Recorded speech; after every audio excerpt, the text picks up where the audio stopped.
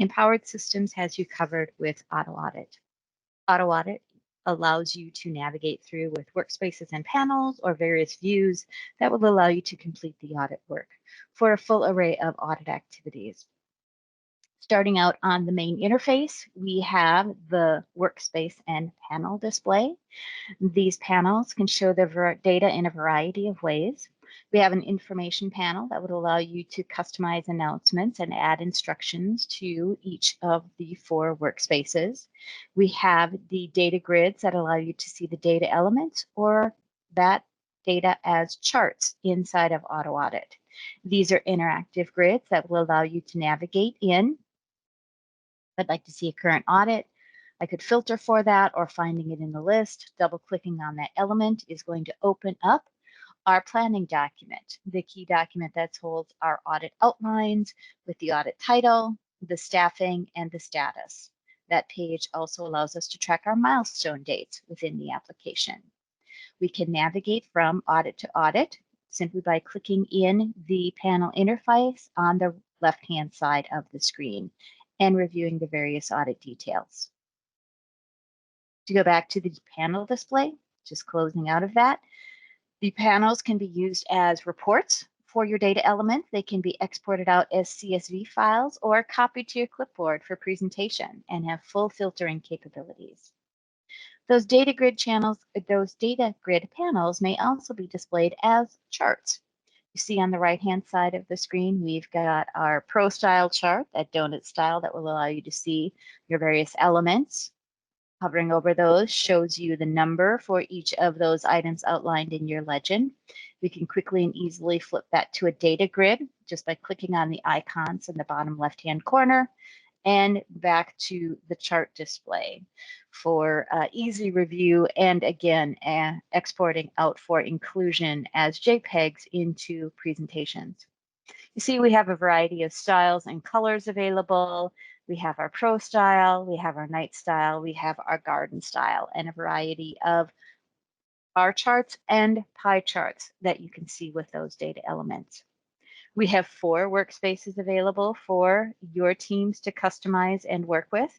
We have the My Workspace, the Auditor Workspace. Each can be set up with a set of pre-configured panels that are provided with the application. You just determine on which of these workspaces you'd like them to display. Issue tracking to track our issues and action plans inside of the application, and the Audit Management Workspace, all sharing out that panel style of interface with our charting and data elements within here. Beneath those, with our navigation on the left-hand side of the screen, we can go to our views. Now, AutoAudit is very flexible. You can rearrange, you can see these as icons, you can expand and collapse the various data sets to have this be a more user-friendly experience for your team. Taking a look at the various views that are available, we have 4 views also listed within here: risk and annual planning, a work papers view, a view for the issues, and then taking a look at our libraries and reports within the AutoAudit application. As I mentioned earlier, we are a full auditing tool inside of a single database design. With our process flow, when you first load AutoAudit, you'll be asked a number of questions if you'd like to go through the setup wizard that allow you to set some of your system setup parameters, how you would like to interact with the data that you'll be adding into AutoAudit. I'll do a brief overview of those later in the demonstration. Categories for reporting purposes, and they'll step you through your auditor and your contact or your action plan coordinator setup. One of the main features of the AutoAudit application is our use of this as a single database design. So with that, we've created a variety of standard libraries that your administrators, your system administrators, can utilize. And then you can have your audit team have those standardized, most recent documents available for inclusion in the audit work. We've got libraries for standard issues, standard formats for the details document, which is unique to the auto audit design and how you can track your audit programs and audit work papers. We have reporting features with our management report that allows you to use templated items that are provided with the database as your starting points for the audit report that you can customize with your needs for distribution as a Word file or PDF to the audit committee and to the company executives. Standard templates are utilized for our auditable entity questionnaires and our checklists, one of the features of how you can track your audit work inside of AutoAudit. Standard files is where you can add your standardized supporting documentation, any Word, Excel file, access tables, any PDFs that you would like to be pulled in and used as standard for your audit work. And then if you'll be utilizing our business process risk and control outline, we have standard models for those that can be populated as risk models and control models. The taxonomy your organization will be using for outlining your risk analysis and your control design features to accommodate how you're mitigating those risks. All the green items are part of the system setup. Setting up that design is available for all users to utilize and see within the application. We then move into the risk assessment view, where you can do a questionnaire type of assessment with the auditable entity, or if your organization has outlined business processes, risks, and controls, those could be documented in AutoAudit and utilized and leveraged as a starting point for a testing matrix for your audit work. The utilization of the auditable entity and process risk and control is optional. If you're using this as just a standard auditing tool for identifying your audits and your programs work papers, you can identify and start an audit on the audit setup page. You can schedule staff to that, and you can see that in a calendar view. Or you can leverage your auditable entity and your business process as a starting point for the audit setup page, then schedule your staff and review that in the calendar view. The bulk of the work is done in the work papers menu, where, as I briefly outlined, we'll be updating a planning document with our staffing, our status, and taking a look at those milestone dates, in addition to categories and expense reporting. The audit programs are the folder structure under which you can organize your audit testing work. If you are utilizing the process risk and control, then of course you would be identifying and pulling that forward and testing it in the audit as a testing matrix with a copy of the audit risks and audit controls to review, or if additional need to be added, they can be done on the work paper side of AutoAudit and then synchronized at the end of the audit to be the newest set of information on the risk view for processes, risks, and controls.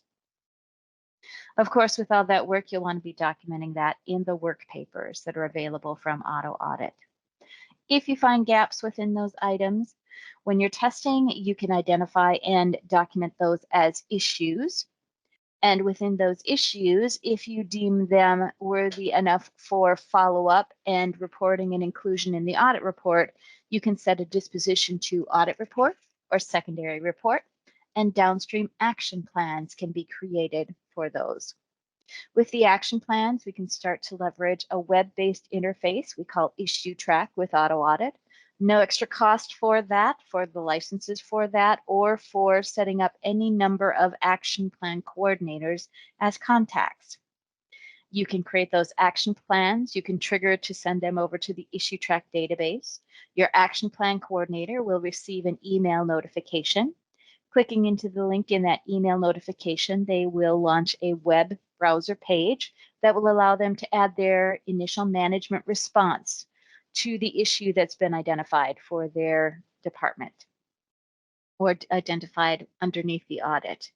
Once they've triggered that they've completed that, the notice goes back to the AutoAudit side for the auditor to review that management response.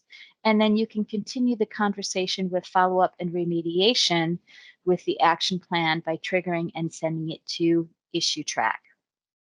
Emails can be date-driven based on what you set as the review dates or completion dates for the action plan, and information can be tracked with the action plan coordinator as the contact on the remediation steps they're taking for the action plan, and they can trigger to send that back to AutoAudit, where you can leverage that data for reporting purposes. We can also, of course, generate an audit report. One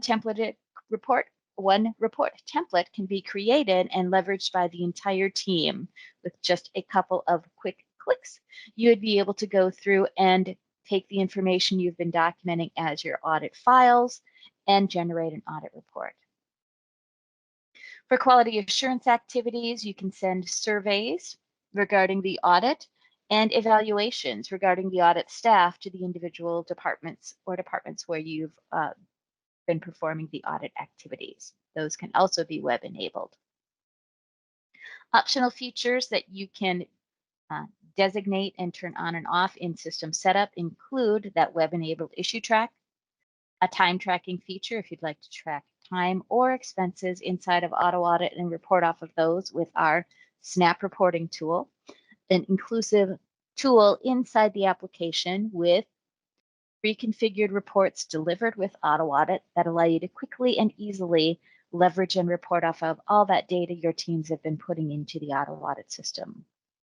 We have an annual planning page that allows you to see a one-page overview of your scheduled versus estimated versus actual time inside the system. And we have an annotation feature that you can annotate on PDFs. So that's our full AutoAudit overview with the process flow. We're now going to take a look at that inside of AutoAudit itself. Taking a look at the risk and annual planning menu, navigating to the menu features on the left-hand side of the screen, you'll notice at the top of the page, then there will be sub-menu features. The top one is for the risk view. This is where you can perform your annual risk assessment activities inside the AutoAudit database. As you'd seen from the process flow outline, we have two types of risk assessment. Business process, where we can see risk and controls also identified, where risk ratings are captured for the inherent risk value and the residual risk value. We also offer the auditable entity style. Auditable entity is more of a questionnaire style of assessment within the organization. In our sample database here, we have 3 different questionnaires. I have an information system questionnaire. Our questionnaire styles always have an outline of the question on the right-hand side of the screen. We have answer options where you'll be creating with your template. You determine the answer options and different point values associated when you're responding. You can see here each time I'm selecting an answer option that is changing the point value associated with that answer. You can set weightings to the question and then it would give you the total on the right-hand side of the page. Your administrators have free access and availability to create these templates, single template or multiple templates that can be leveraged by the team.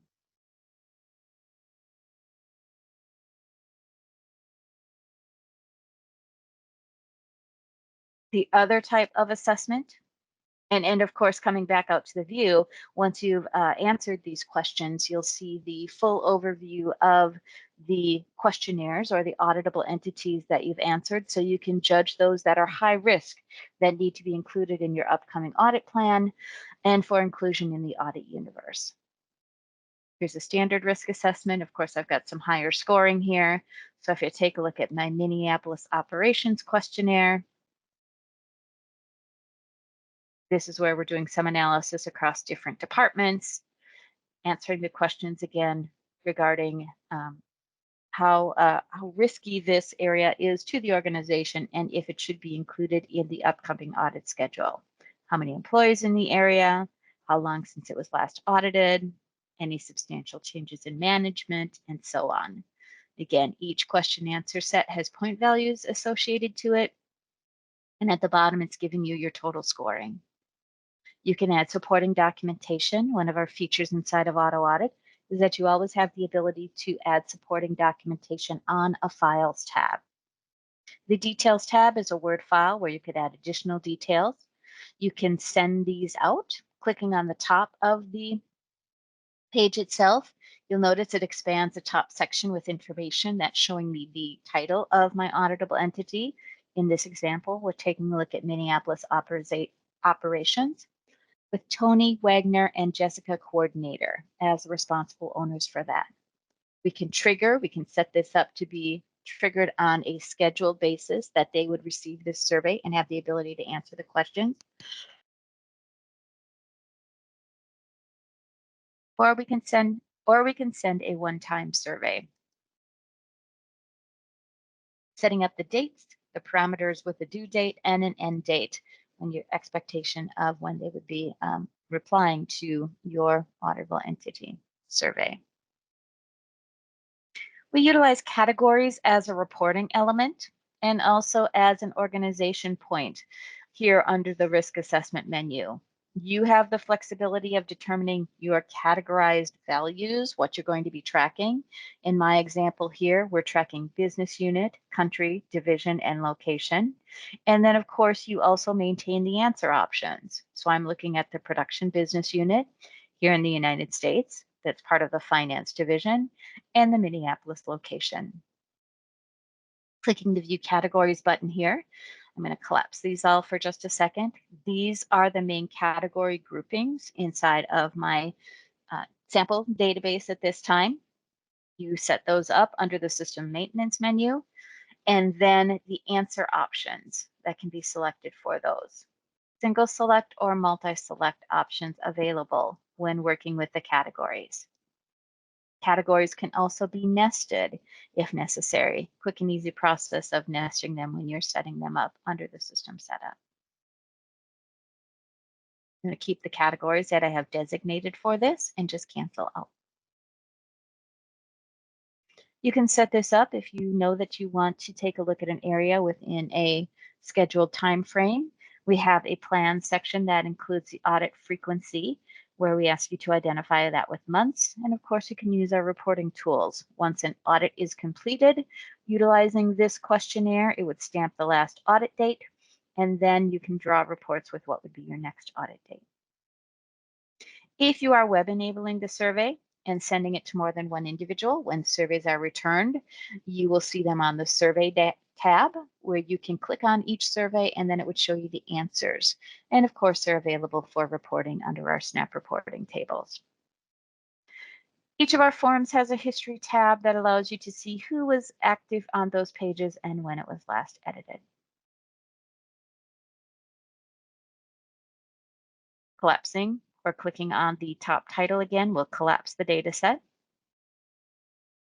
We always have help available. Online help is available wherever you see a question mark inside of the AutoAudit application, or when we're going through, close out of this auditable entity, from our top level navigation menus.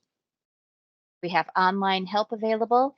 In addition, we've broken those down to where you could print out a user guide, release notes, and the AutoAudit setup guide. If you would need to reach out to our support services, the About option under the Help menu gives you a quick link to our support portal.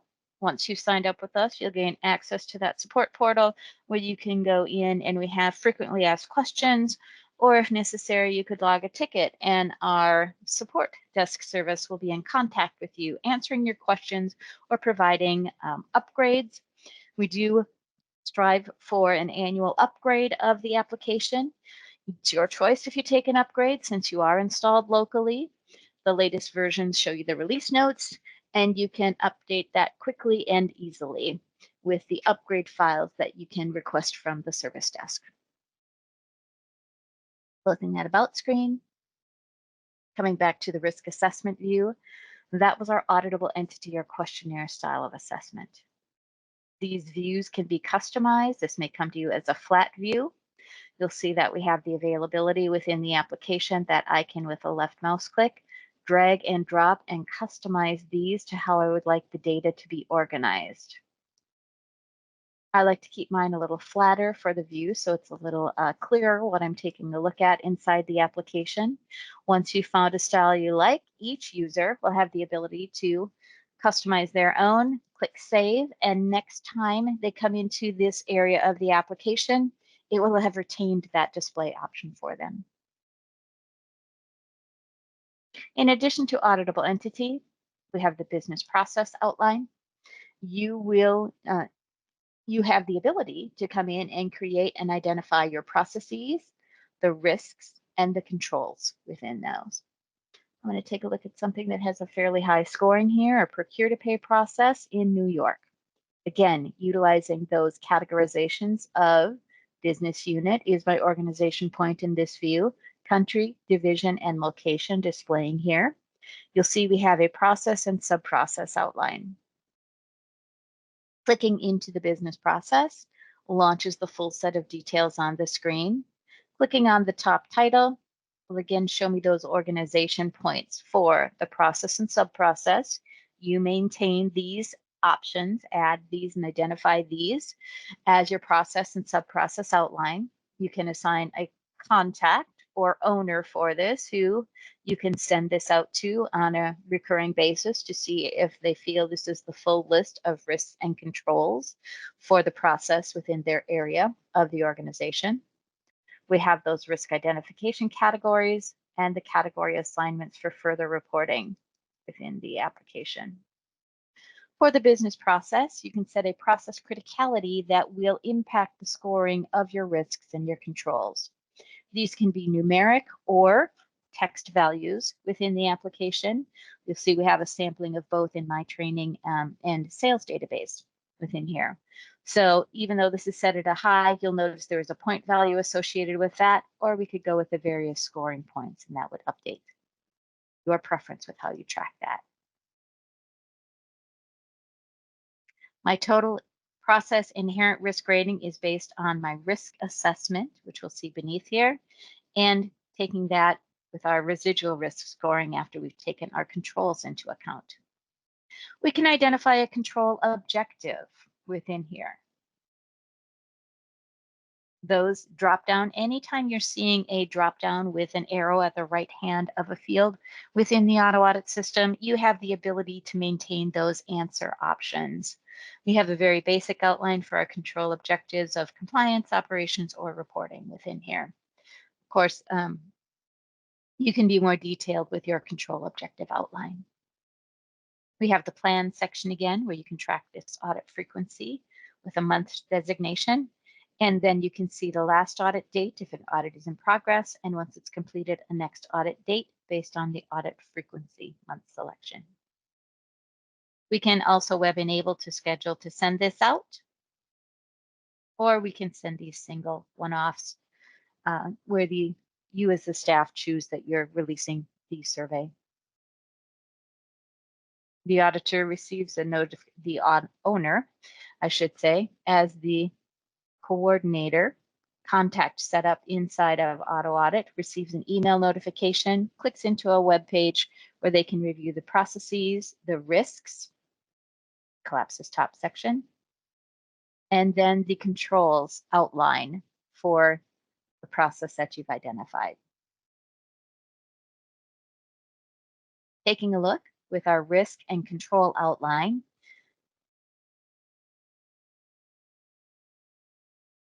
launching the risk, clicking on the top section again will show me, of course, its parent process information, and then the risk model that I've identified this risk from. This is a financial risk. These the risk grouping. The risk category beneath that is misappropriation of or fraudulent payments, and we've repeated that as the risk name. That's our model outline for this specific risk. That pulled through from our risk model, as you can see identified on the right-hand side of the screen, and we can set an identifier number for tracking and reporting. We've got the risk identification categories and the categories set with the business process displaying. The details of the risk are included below, which include the title and the description as it pulled through from the risk model. But now you have the ability to tailor that based on your location or your division within here. These can be updated as applicable, and this will pull forward as the information that you will utilize in the audit activity as a testing matrix. We have two ways that you can track your risks. We have the inherent risk, likelihood, and significance. And then once the controls are taken into account, your residual risk likelihood and significance. In our sample, we've created with a 1 through 5 scale, but again, this is customizable by your teams under the System Setup menu. So in this example, my misappropriation or fraudulent payments risk, we've determined that the inherent risk with no controls in place is fairly high with 4, and the significance, if that happens, also fairly high with a rating of 4, which gives us an inherent risk total of 16. Take that with the process criticality, which is a medium critical process to the organization, which was rated as a 5, and then it's giving me a process criticality scoring of 80. Now we can see that we have 4 controls in place, which I will navigate through and take a look at in detail in the next demonstration. But based on the analysis of those 4 controls and testing of that, then you can set the residual risk rating. That's moved that likelihood down from a 4 to a 1 and the significance from a 4 to a 3, giving me a residual risk scoring of 3, which has mitigated that down with the process criticality rating of a 15. So our inherent risk score, which was originally 80, has been mitigated down to a process criticality scoring of 15 with the residual risk impacting. Based on those scorings, you can set a risk conclusion. In our sample database, we've included a mitigated or not mitigated risk conclusion. But again, those can be determined and set up with whatever your risk conclusion outline is.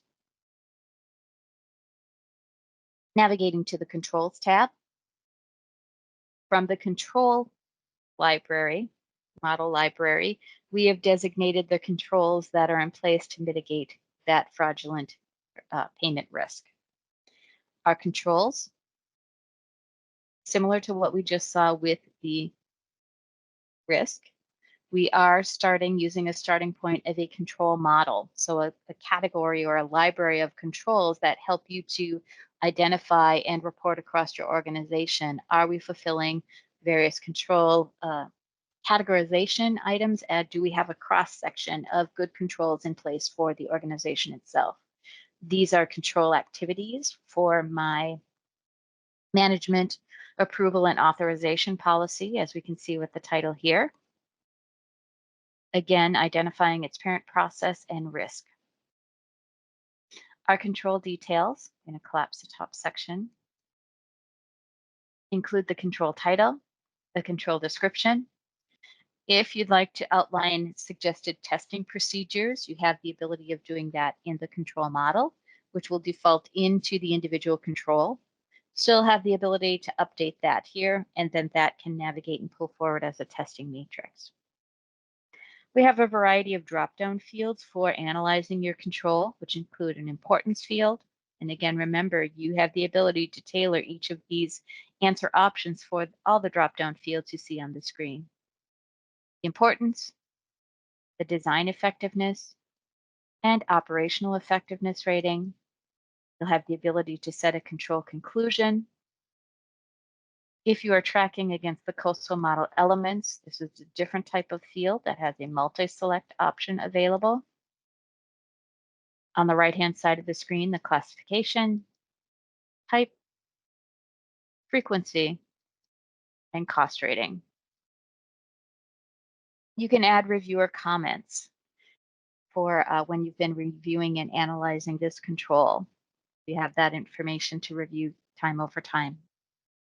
If you track a little different set of values within your control ratings, we have the ability with label changes. Let's say you're not using a cost rating field, but you may be doing another type of control analysis field.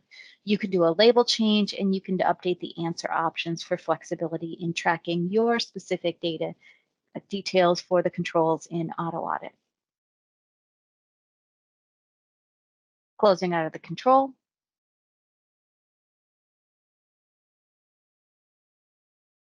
Brings me back to the risk where I can see we can set up, of course, as many controls as needed to help mitigate that risk. Closing out of the risk brings me back to the business process with its details, process and sub-process outline, where we can see you can identify a number of controls, risks that will also allow you to identify controls. You can do this as part of the risk assessment outline here inside of AutoAudit. Or as we see from the process flow outline, we can pull that forward for testing matrix. And as part of your audit work, in addition to the items that would be copied through as audit risks and audit controls, new risks and controls can be identified under the testing matrix.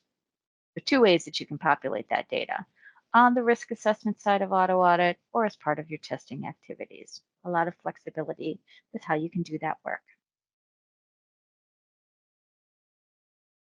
Closing out of the specific business process I was looking at.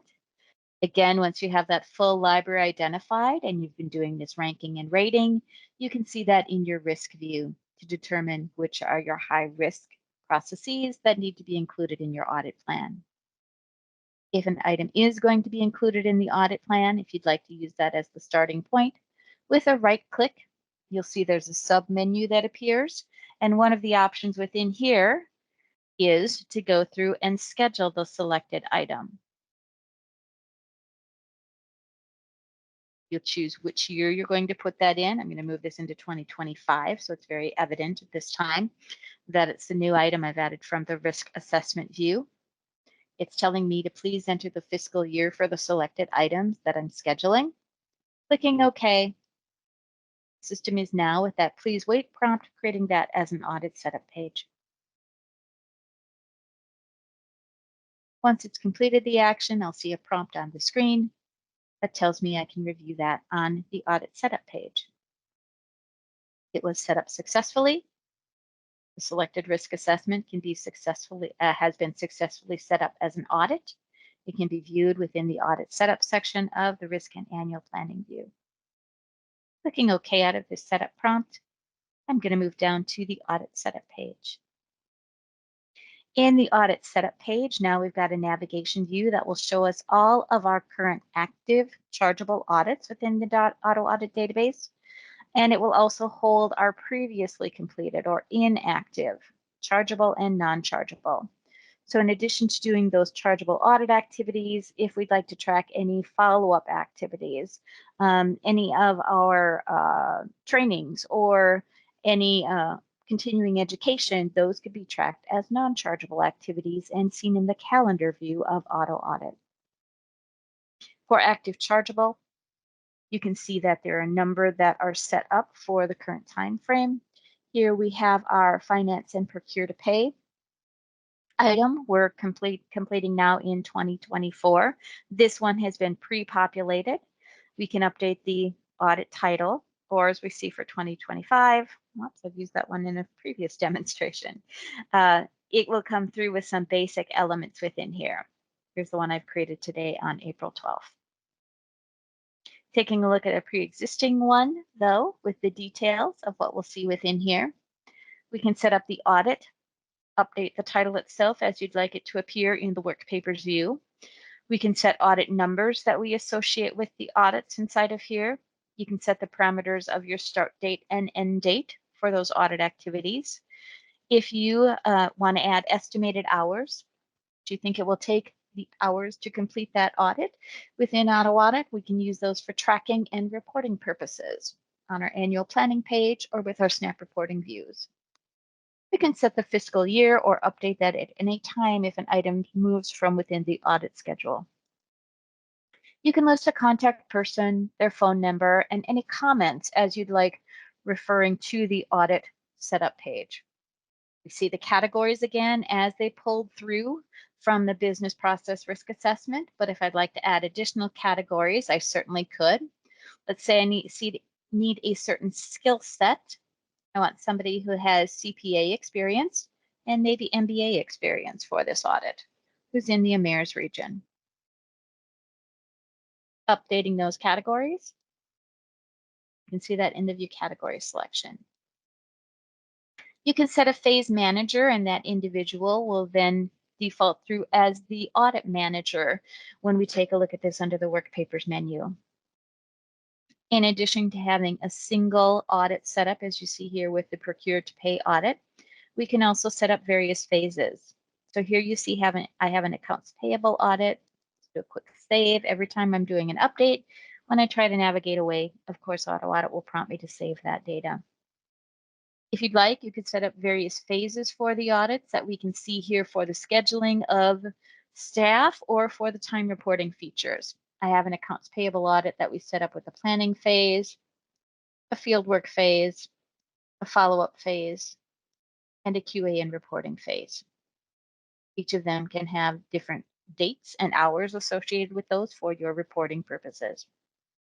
I like to stick with a single audit design for my quick demonstration here today, just so we can go through and show you all of the features in a timely manner. Once we've got this audit shell set up, now we can go through and we can schedule staff to that audit.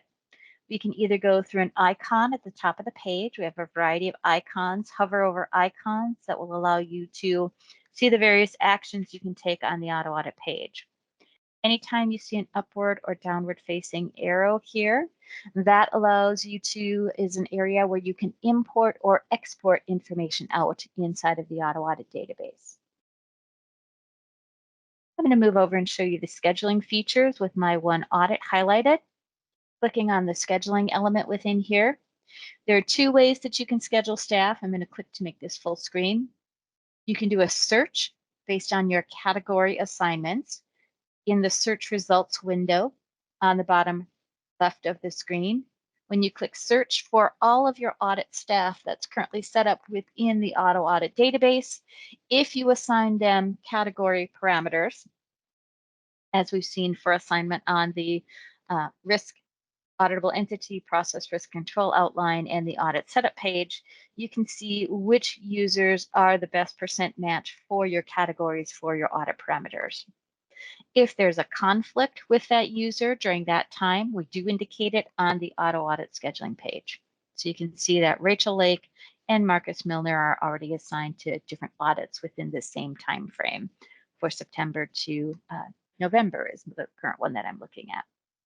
If I'd like to assign an auditor, selecting that auditor in the view, I can do a full daily assignment.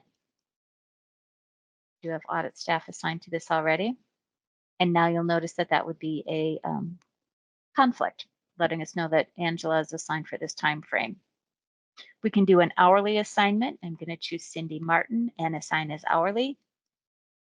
Opens up a small pop-up window where within that audit time frame, I'm going to have 60 hours that Cindy's going to work on that audit.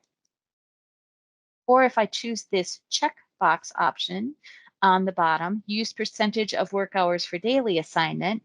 Once I make the selection with that, I'll choose Harrison Gill and assign as daily. And Harrison is going to work 50% of his time during that audit period on our audit. You'll notice every time I'm adding an auditor in that setup, it's adding them towards the middle of the page here under the current audit section, and it's designated if they're a daily, hourly, or a percent of daily assignment. If searching is matching your attributes is not a needed option for you, I'm just going to clear this search. We also have a list all feature, a quick and easy way for you to assign audit staff to the audits themselves. Fred's going to work 20 hours with that assignment. List all again. I can do a full daily assignment with Mary.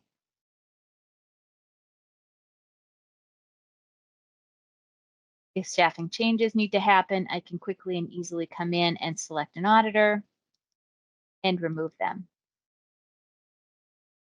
We also have replace features available under the system setup menu. If we had been doing this as part of audit planning, as we're doing under the risk and annual planning view, but once the audit started, we can do a find and replace feature that will allow you to update your audit staffing. All of this, we have views that are available. We can see a conflicts view that will show us which auditors have been double booked. While auto audit allows you to double book individuals, it also allows you to see reports where you can modify that. We'll see that in our time blocks view in just a moment. You can get into detailed reports if I choose Bonnie and week hours here. Choose Bonnie again in this view. We can select a time period. I'm going to go back to the beginning of the year.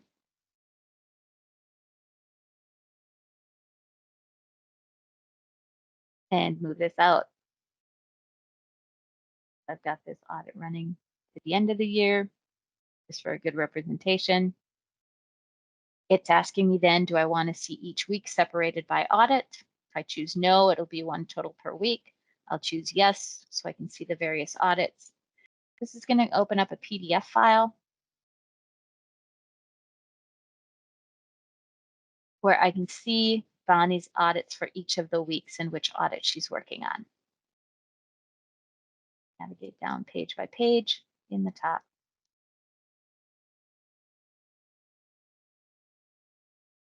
There's a lot of great reporting elements built into the application. In addition to seeing this now in this schedule time blocks or scheduling view, I'm going to close this out. I was viewing a single audit here. You also have the ability to go directly to the audit scheduling view.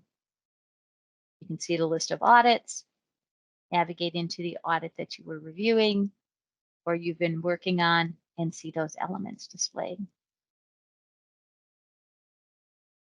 When I've navigated through the audit scheduling side, I can take a look at this in a calendar view, a graphic interface of the assignment and the staff.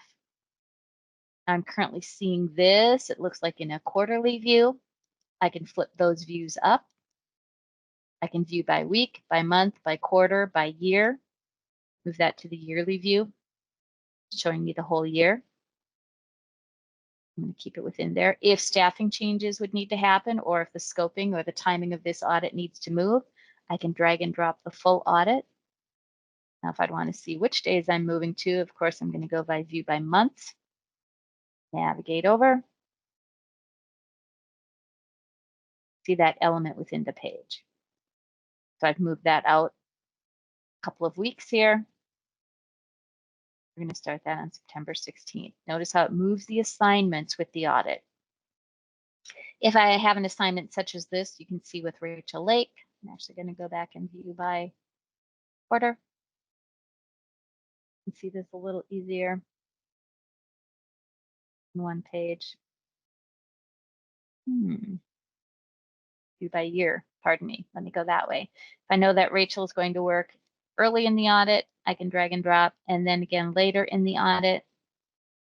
Harrison's not available till the end of the audit. Fred's available midway through the audit. We can drag and drop and move these options. Once I get the double-sided arrow, I'm configuring these, and I can see this with a single audit. If I change this now, I can go File, Save, and then close out of this calendar view. Or if I need to see this with the variety of audits, the whole audit universe for the period of time, I can choose to view these by audit. We can see the recent audits I've worked with, all audits, chargeable or non-chargeable audits. We can see by auditor or staffing. So I can view just Bonnie's audits within the application. Or if we'd like to do categorizations, if I'd like to see by the different business units which audits are being completed within here, I can see those in a calendar view. Once we've got the parameters set, I'm going to choose all. I'm going to choose a few of these items for 2024 with a control click. I could also set date parameters within here. I could exclude the auditor time blocks, and when multiple are showing, order them by date. I'm going to click OK. And here you can see there were 4 audits that fit my parameter. Expand each to see their assigned staff and make the adjustments as I've just been demonstrating. So this is where we can see with the conflicts when there's an actual conflict and adjust the schedule as needed for those users. That's our calendar interface. In addition, under the risk and annual planning page, we've got an annual planning page that for each year, you can populate your plan hours for the entire year. The estimated hours are coming from when we fill out the audit setup document, and we set those as the estimated hours for those time frames. It's taking a look at all estimated hours, parsing them out across each of the months, and showing you the estimated hours. Scheduled hours based on what we've just done in that audit setup page. We're assigning staff with the daily, full daily, percent of daily, or hourly assignments. And once you start using our time tracking features, it will be documenting the actual hours for those months. It then shows you plan to estimated with the percent variance, plan to scheduled with the percent variance, and plan to actual with the variance. This is a one-page reporting overview, not customizable, but we've got reports available under the Libraries and Reports section that allow you to also draw out further detailed reports with all of this data. So for our risk and annual planning, we've got the risk view, which shows us the auditable entity and business processing data. We've got the audit setup pages, which can be started from the BPRA or auditable entities, or just created ad hoc here by creating a new audit setup page. We've got the scheduling features that allow you to assign staff as hourly, daily, and percent of daily assignments, and then you can see that in a calendar view, all provided for your setup activities for AutoAudit. From there, we move into the Work Papers menu. Ease of use of the application is always key, what we're looking for with the data. So you'll notice one of the first ways that you can utilize that is by viewing the data by different categories, by different statuses, or if items are assigned to you from the views themselves. I tend to stick with an all status view, so I have a variety of options that I can navigate into for the works. Within each audit, go to this Procure to Pay audit, we have various file folder structures. The planning section of the audit is where we can work with updating that planning document, pulling in a checklist that will have audit activities we need to complete for the audit for the various phases, and the work papers in support of that. A folder structure allows us to organize our audit testing work. We have the program or the testing matrix structure. Program is the program, and it's identified testing elements with the work papers you create beneath. The testing matrix is that business process, audit risk, and audit control outline as we reviewed earlier. Highlighting each of those, you'll notice there's a navigation that refreshes on the right-hand side of the page that is showing you your form setup inside of here. Like I've got the most built out in the top sections within here. This is a standard structure that you'll see where we've identified the audit program. We've documented our testing activities as a work paper. If there are gaps, we've identified those with the issue, and then we'll be tracking the remediation as the action plan. We have a reporting section, which is where we can draw out our audit report, and our QA section, which can hold our surveys and evaluations against the audit activities, our QAR activities with a checklist, if you'd like to. We've got a sample one of those inside the database. When you originally create an audit, it arrives in the audit setup page. It's in a plan status, which is indicated with the blue circle icon in the Work Papers menu, and defaults in with the planning, reporting, and QA section. The planning section is the only one that's populated with the planning document. Once you change the status from plan to current, which is indicated with the green rightward facing arrow, you'll have the ability to create the downstream documentation, the folder, work paper, issue, and action plan structure. The planning document is that key top level document. Highlighting that, you'll notice we can see the navigation view on the left. We've got the expand collapse features available for seeing more data on the right.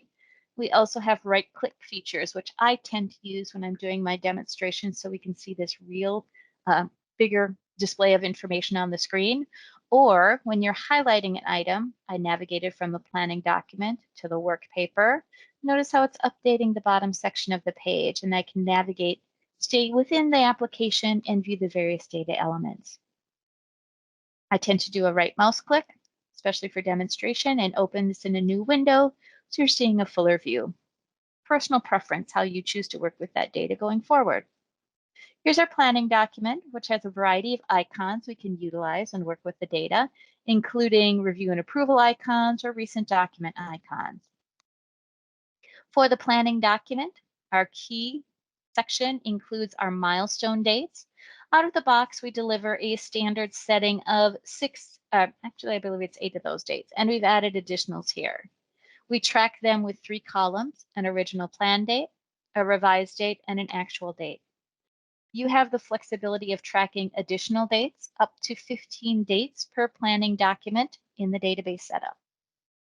Within those date parameters, you can track original plan dates.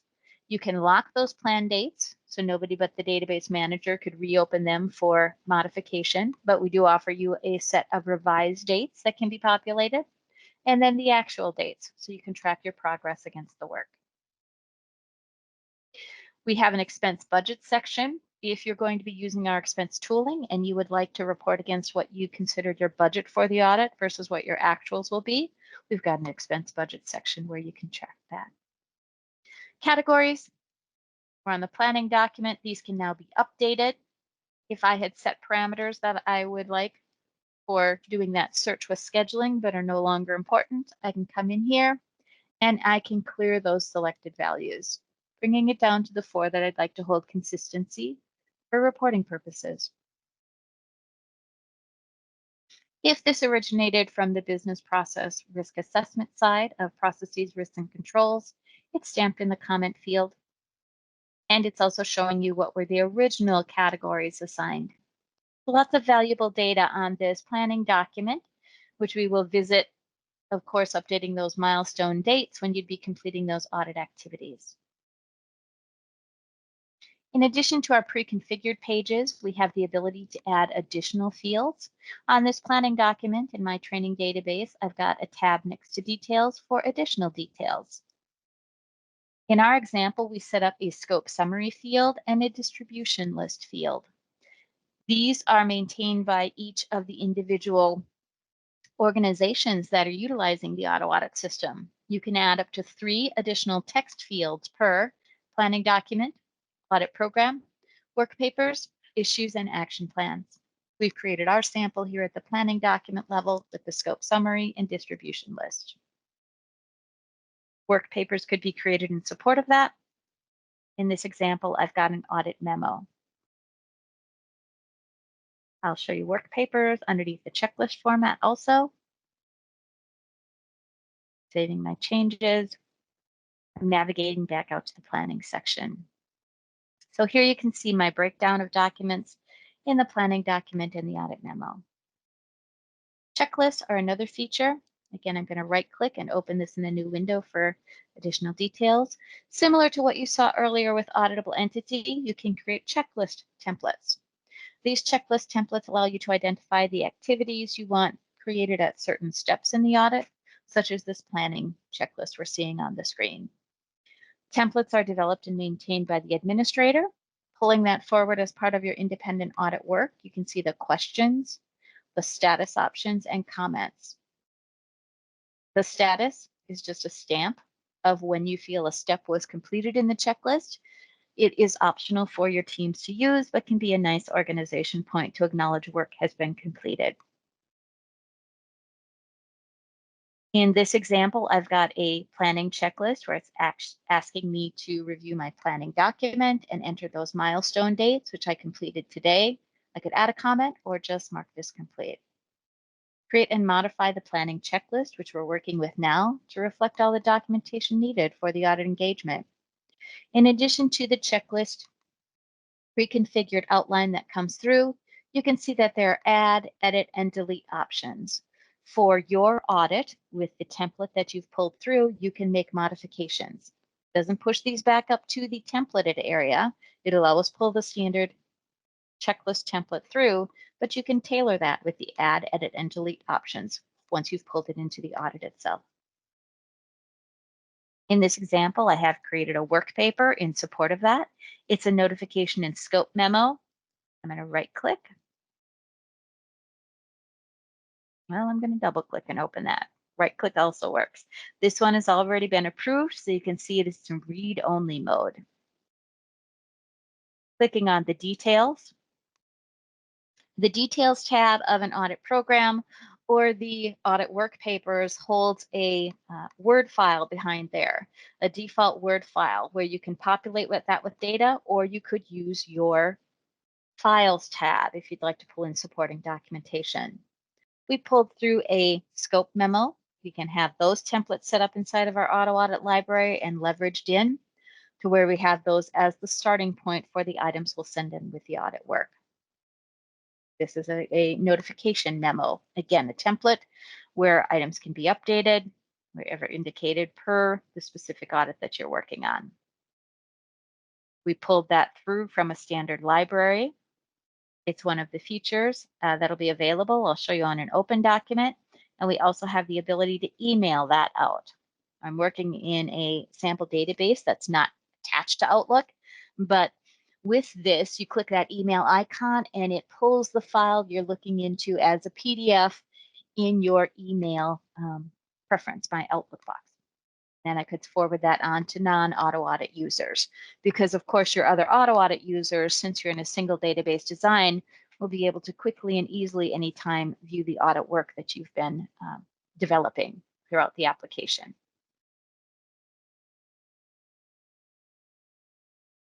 So closing out of that Word document brings me back to the Work Papers tab of the audit checklist. Each time I've completed a step, I can acknowledge that with comments and mark completed.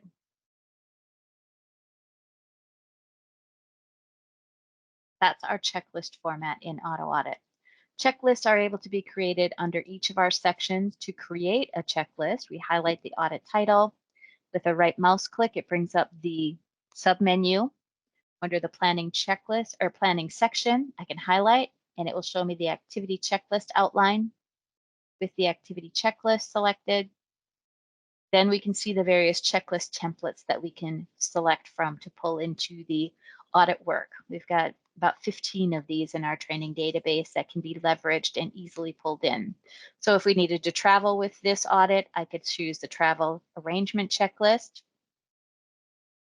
Just that quickly and easily, it's created a travel arrangement checklist with a number of travel activities we can document. I'm just going to save and close so you can see how that builds up under the planning section of the audit. So there's the new travel arrangement checklist as part of my planning section for the audit. Very quickly and easily, you can organize your audit work with the AutoAudit folder menu interface. Okay. Taking a look at an audit program, those are also created under the fieldwork section. We have the ability to create an audit program or a test matrix. I have samples of each within here, so I'm not going to create any new items. My procurement program is a sampling of an audit program, which has work papers, issues, and action plans created beneath there. Taking a look at the details document, there is a setting that you can have that launch automatically when you navigate to a page. I have it so when I click the details document, it will show me those program details. So here's where we've got the outline. We can utilize the standard library, or we can type and add information into the Word document. Let me make that more full screen. This is fully functional Word as you've been using it on your computer. Just going to navigate down with a couple of lines and add a standard program within here. Within our work papers, our programs, anytime you see this 3 book type icon, clicking that will access out to a standard library. You populate your standard library with the elements that you want your auditors to use time and time again. I have a section for standard programs, and we can organize those by different audit types within here. Each of these has their own separate set of samples or audit programs available for pulling in here. I'm going to go with my Procure to Pay audit program. Making a selection in the library, I could view it, or if I know I've added this and this is the element I want to use, when I highlight it, I choose Select. I get a prompt. Clicking Yes will insert the contents at the position of where my cursor was in the Word file. Clicking No, I'm going to replace the current file. I'm going to click Yes. The system is doing, maximizing my Word file again.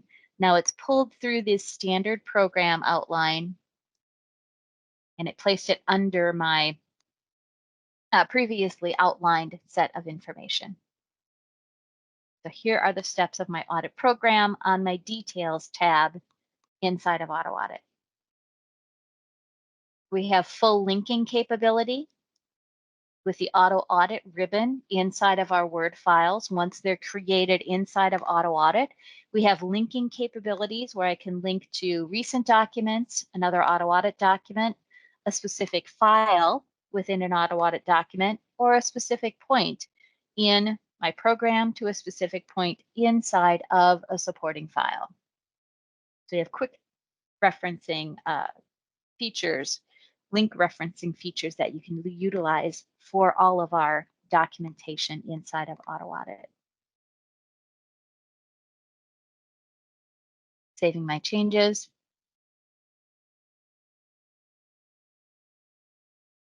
That's where I've updated the Details tab of my audit program. Doc linking features, we have another linking feature available with a tab. The Files tab is where we can bring in supporting documentation. The document 1 is the placeholder behind the Details tab, but of course I could import in additional files within here, going out to my desktop to pull any items through or shared drives, or we can add work papers in support of this. Clicking the new option creates a new work paper outline. I'll create one very quickly inside of here. This is the 4th work paper that I'm creating underneath this audit program. It populates showing you the audit title. It stamps the name, date, and time it was created, giving you its parent origination link and its program name above that.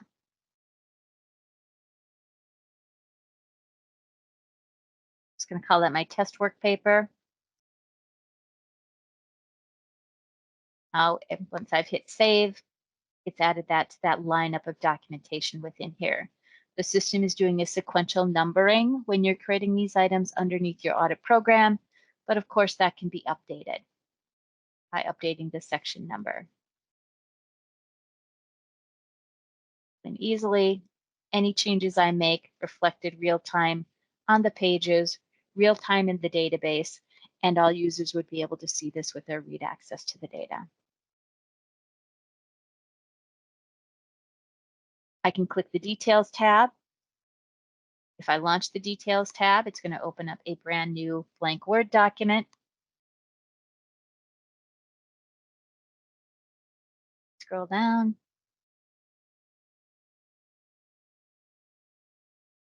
Going back to the standard library feature. Again, we've organized a section for our work paper formats where I can bring through some interview guidelines, making the selection again from my library, choosing the select feature. We'll take the template from the library. I'm going to say yes to insert it at the position of the cursor. Now here in the Word file, bringing that to the top of my screen, here it's pulled through those interview guidelines. Very basic for our demonstration, but to get the idea of the power and flexibility of the library itself and standardization for utilizing pages for your audit team. Now, while the Details tab is a unique feature to AutoAudit, you're not tied to using that. If you have other files that you'd like to continue to use, you can always come to the Files tab of AutoAudit. There is a separate library feature for the Files tab, where again, we can see that we've got organization points. We've organized ours by a folder structure. So if I would go to, I believe I was doing an accounting process within here. I can highlight a work paper element within here, click select, and it will pull that into the Files tab, updating my files within here. Now I can either highlight and edit, right-click and edit, and make changes to that file that I've copied into my audit work paper. What the system is doing now is it's checking out the file. Okay, so here's my outline of information. I'm gonna make this my April update. I tend to go with save and close. The system will prompt you if you don't save, but now you're seeing an auto audit prompt. Other users cannot see your changes until you check it in. Do I want to check it in now? Yes.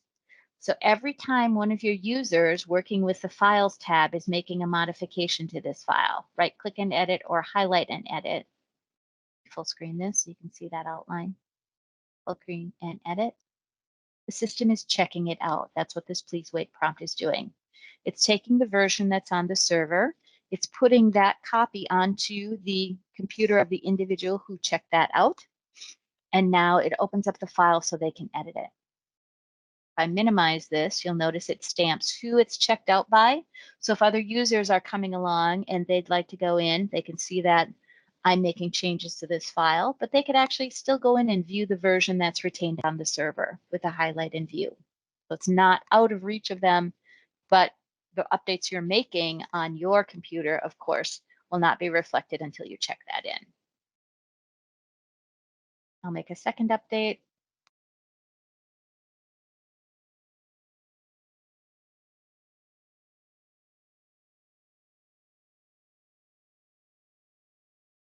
Now, while I did save and close the first time, if I would choose just to close this, save and close this work paper,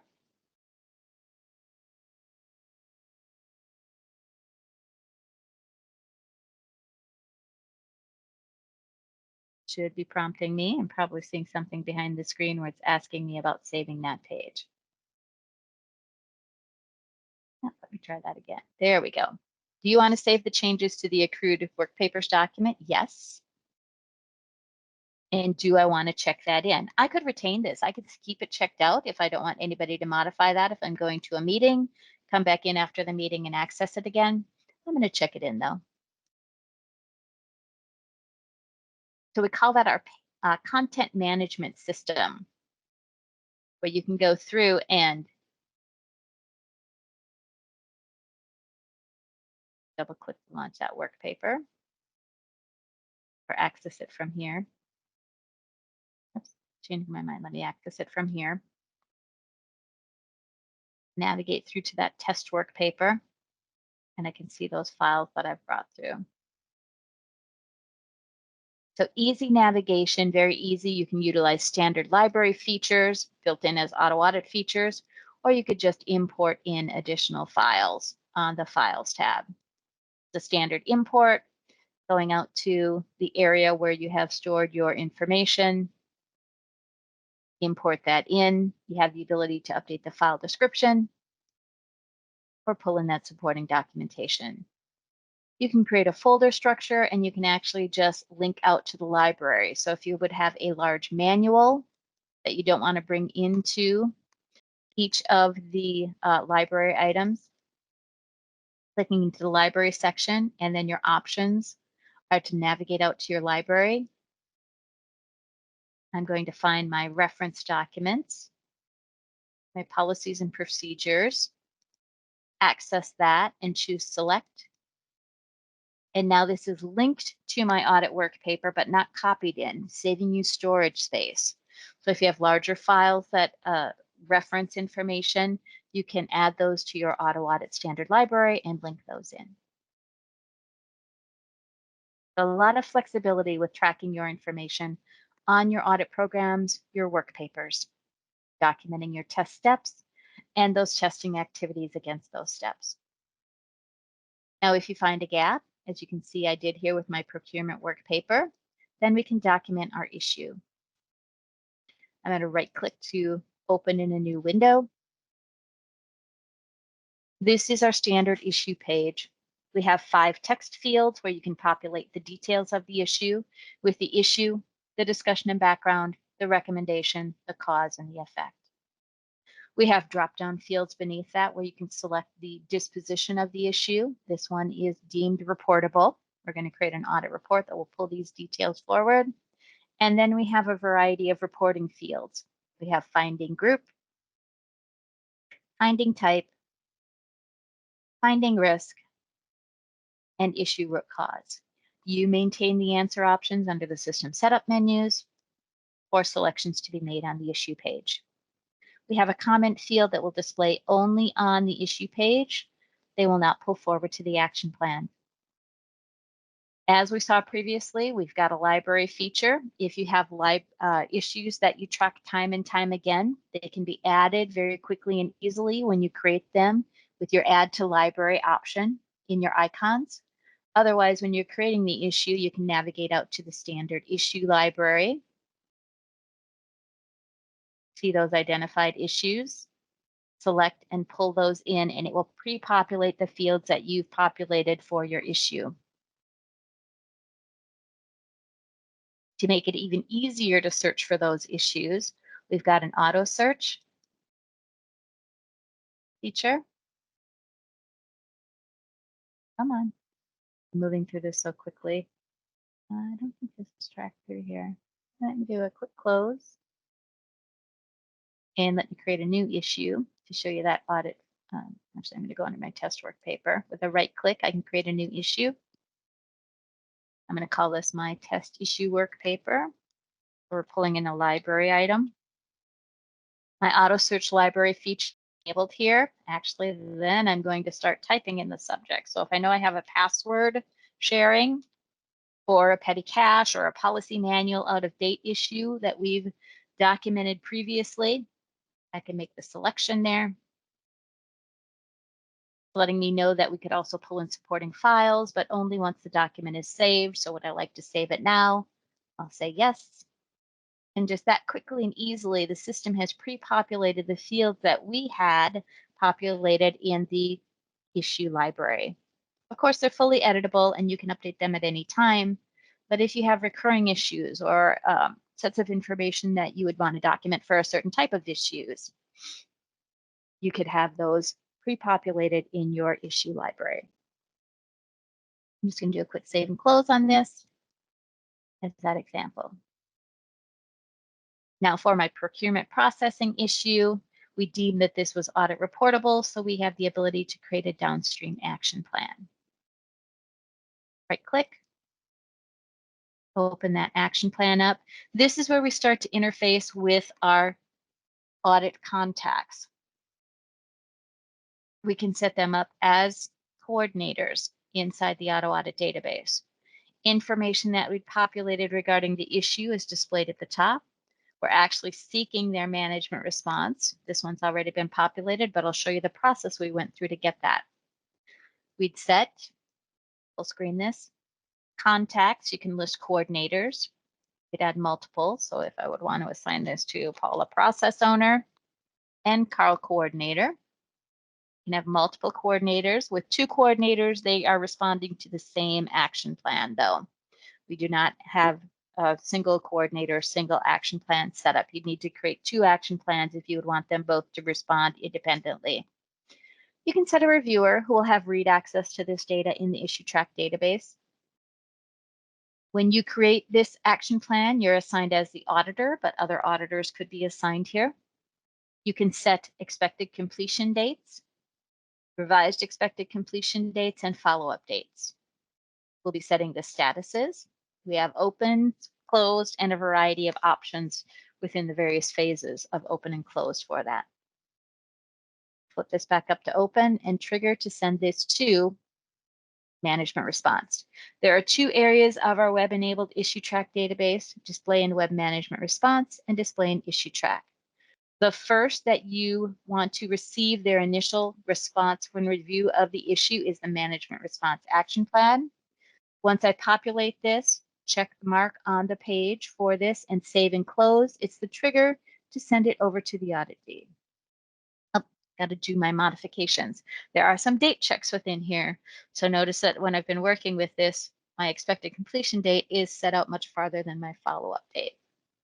I'm going to move that follow-up date into this now month of April. And now I can save and close. Minimizing auto audit. It's a web-based application. I'm going to go into my issue tracking screen. Your users will receive an email notification. The individuals you set up as audit coordinators, they can log in, or they can access. The link will bring them to the login page. They can receive email notifications to let them know their issue track login. Once they log in, it brings them to this very clean, very nice interactive screen where they can respond to the issues that have been sent to them. I'm taking a look at my 2004 finance and accounting procure to pay audit. Here's the item we were talking about. Clicking into the row item launches the page where they can see as a reference all the details of the issue as it had been populated in AutoAudit. They can provide their management response. Just going to type in a small update after this. If they don't agree with what you had set as the expected completion date, they can counter with a revised expected completion date. Move this out a little farther into August. If they have communication questions for you, they can send an email directly from the action plan in AutoAudit, or they can copy your email address to the clipboard and instigate an email outside of the AutoAudit issue tracking database. They can add supporting documentation, import files in that will push back to AutoAudit itself. Once they've completed the update, they will mark a management response complete and save and close. Drops it off their issue track view. Back in AutoAudit, you can receive an email notification. You can see this pop-up prompt appeared in the bottom right-hand corner of my screen to let me know that one of my action plan coordinators has provided an update to an action plan, or you've got an issue and action plan view also where you can see that data. My preference at this time is to go with this pop-up. So clicking onto that action plan link is going to open up that action plan page for me in AutoAudit, where I can see their management response update, and of course the update to the date field with a revised expected completion date. Now that we have the management response and their action plan outlined, we can start to do follow-up on this and track that within the AutoAudit system.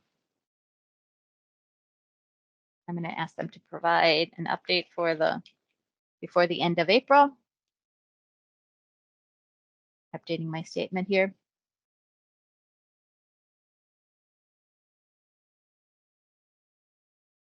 Ask them, please provide an update by the end of April. Stamping that in the comments as the auditor. Now I'm going to trigger to send that over to issue track. Flip that action plan status back to open. Save and close. Notice that I can't edit that on the audit side once I've triggered and sent that over to issue track. I'm sending that over for my coordinators to update. Launching back into issue track. I've already got it open. I'm going to do a quick refresh on the page. They'll get the email. Clicking on the link in the email, they'll come into issue track,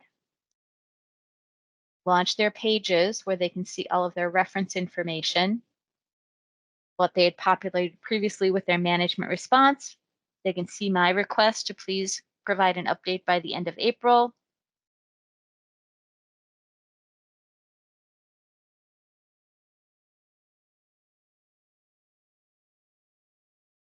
Updating that I'm scheduling a meeting with the project team. I could add an agenda.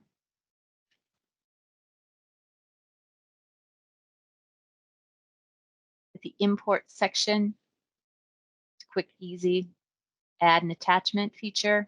I'm just going to grab a sample here. See if I have an agenda somewhere. Just going to grab one of these files then. To save. There's no limit to the file types that you can import into AutoAudit or issue track. Again, we have the same email features. If we have questions, we have the same modification features with check-in, check-out, and editing of a file. Once I want to send that back for their review, toggle it from opened in the action plan status to open ready for review. As the contact, saving and close, clears it off their issue track view. Back in AutoAudit, coming back through, and I'll receive that notification, or going to the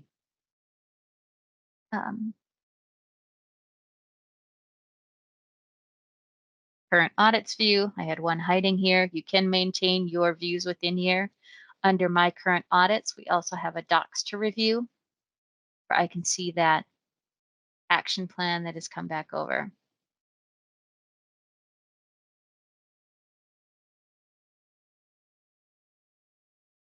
Scrolling down,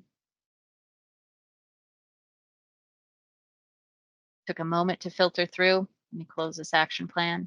In addition to reviewing it from the docs to review, I like the pop-up notification. It's a personal setting the auditors can choose, or it brings you into the page where you can see the updates.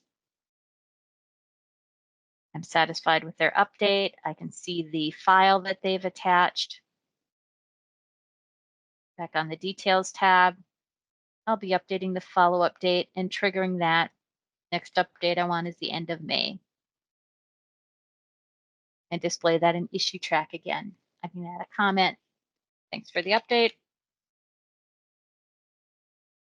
for April.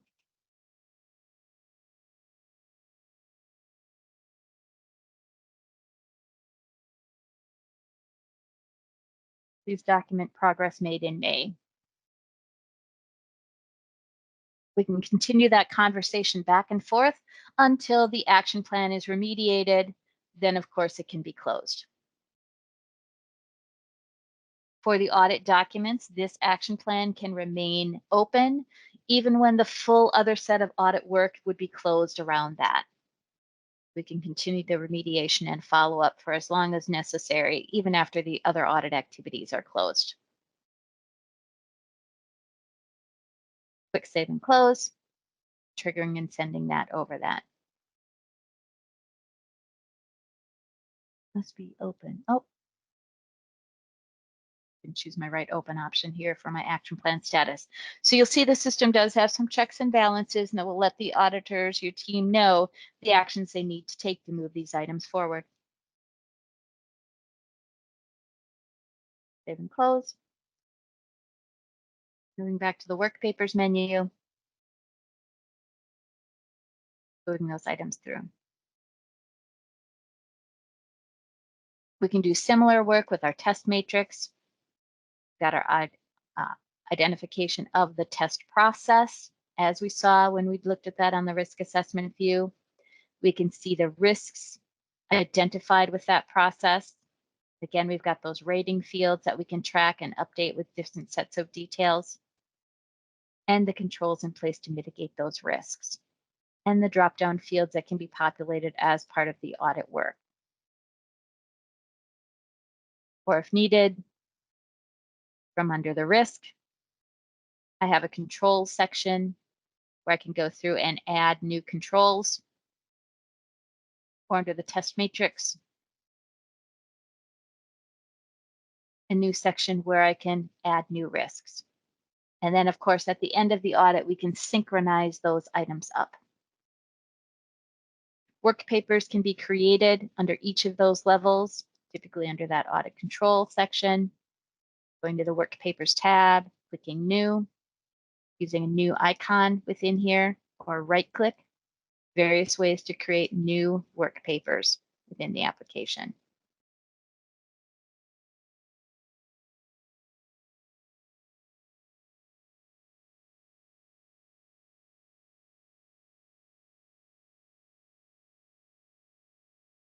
Spell check built in, as you can see here, into our auto audit fields, allow me to quickly and easily make updates when I'm quickly typing and making those little errors.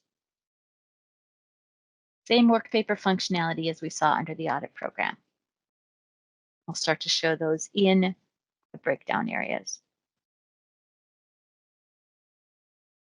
Now, once we've documented all of these findings as part of our audit work, we can generate our audit report. Again, it's a right click with the menu options for reporting. You create a new report. You could also do an activity checklist for reporting elements. We have copy and paste features for ease of use with these applications. I already have a sample draft report created. within here. With that, I created a draft report, a new Word document, which I'm going to edit, utilizing one of the features unique to AutoAudit, our management reporting tool. We can draw elements into our audit report. Yep, this one I blanked out prior to the version, so we can take a look at that. On the AutoAudit ribbon, we can navigate and launch the Tools menu bar, where we can see the various audit templates. I'm going to go with a paragraph style of audit report.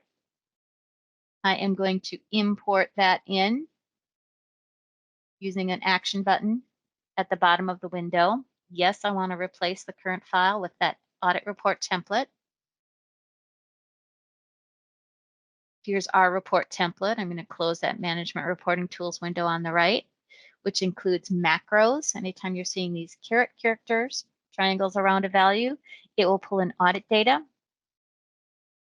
It'll include a table of contents, a workable table of contents. This is all Word functionality, so you can copy your current content in and then macro enable to populate fields within your template.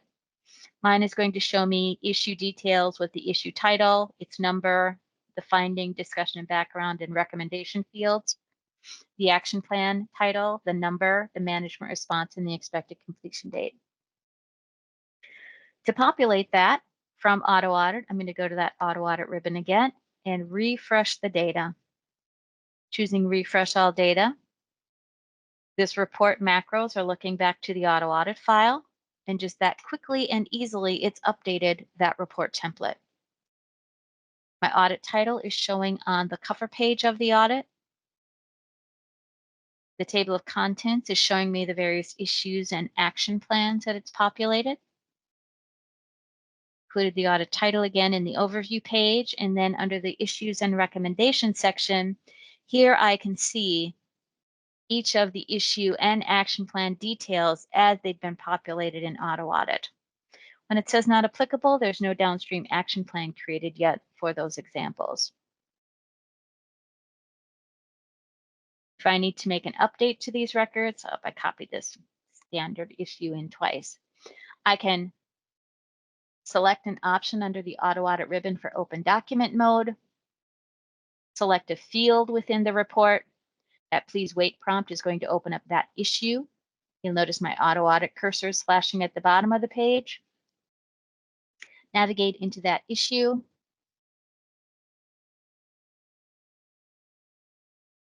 And see that this was last updated. Now I can do that update to say it was last updated in 2020. Save and close the issue. Deactivate my document mode. Refresh the data again. And now it's going to update this report template with that new information added as part of that update activity. Here's my record that was updated.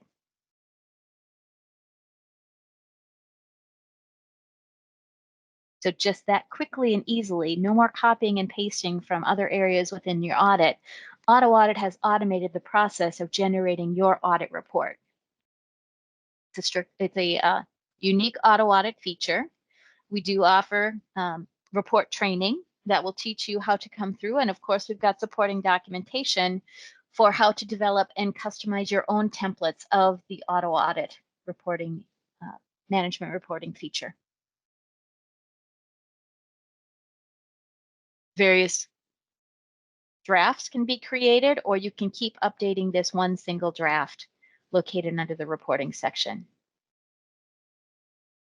But a great time-saving feature with our management reporting tool for the reporting section of the audit. Quality assurance. We've got surveys, which you can designate against each audit, send them out to a contact. Again, it can be web enabled, so they receive a web page where they can respond to the questions that you develop. This is a very basic one with 2 questions for our details. Or we can also send auditor evaluations. You can create multiple templates with your surveys or with your evaluations. We've got staff and we've got management surveys. Once they populate and send those back, you would see their outline of the responses on the Responses tab.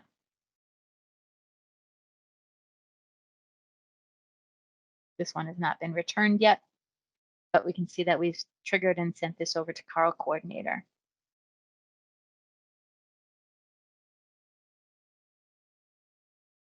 Within the audit itself, in addition to the work we've been showing you with the audit outline, there are copy features. You can copy an entire audit. You can copy the audit programs, move them from audit to audit, or if we're taking a look at a work paper, you can copy an individual work paper. Copy and paste. So easy features for leveraging previously performed work. You can copy from current or closed audits. The copy audit feature also works as a planning tool. So if you have very structured audits that you know you have your planning documents, your checklist, your memos, so on, you can create templated items and then copy them from year to year or use them as starting points for your fresh audits within the application. You can come through, of course, and populate your actual dates and be tracking that back on your planning document. A lot of flexibility with how you track and capture your audit work inside the AutoAudit database. We have a review and approval structure built into the AutoAudit. By populating a name in the request review field, you're formally handing a document off for approval. We have two levels of approval within the AutoAudit database. We have preliminary approval and final approval.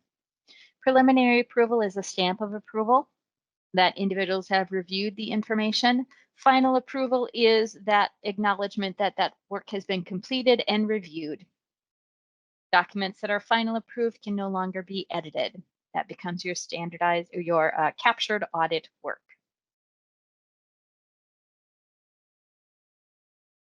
Okay.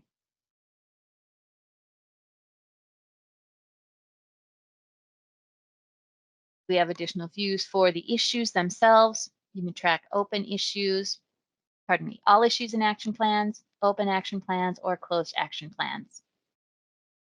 In addition, we also offer you the ability to utilize our library features and our reporting features. One of our strongest elements within the AutoAudit database, after you've put all that work into AutoAudit, now you want to have the ability of pulling that information out in reports. We've created an AutoAudit report library. Snap Reporter is the reporting tool built into AutoAudit. You can utilize a set of pre-configured reports that were delivered with the application. With your purchase of AutoAudit, you receive a number of pre-configured reports. They are either data rows and columns of information, which you see with the triangle icon within here, or charting elements. We've got continuing education, evaluations, and survey results, pre-configured and delivered with the system. Issue reporting, various reports and charts based on the tracking of the items with your categories, dispositions, or various dates. Milestones, comparisons with those document dates that you're tracking on the planning page.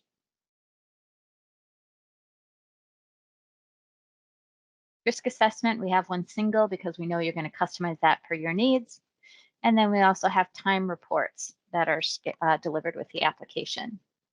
These can be run directly from outside the application, or they can be stored inside the Snap Report library.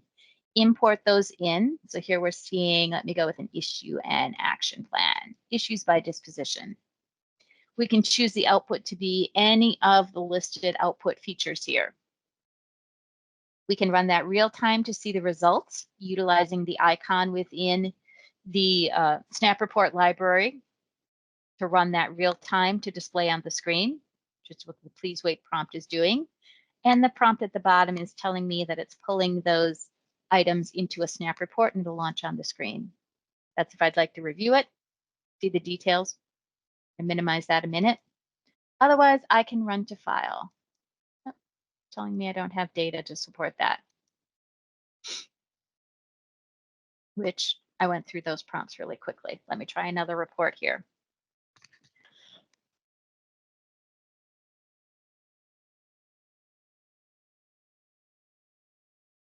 trying action plans by audit and priority, clicking the icon, that's going to come through as a PNG file as a chart, or I can run that to file, clicking the other option here, and it will store it under the Files tab for future reference. Oops, I should have filtered out a bit of data. It's showing a lot of data here across the years and the title. I probably just show the years in a chart that I would create. But luckily for you, these templates can be modified, or you can create your own new reports with the Snap Report library. In addition to have them available to run by the against the entire database, one of the nice features now within these is being able to make them context available.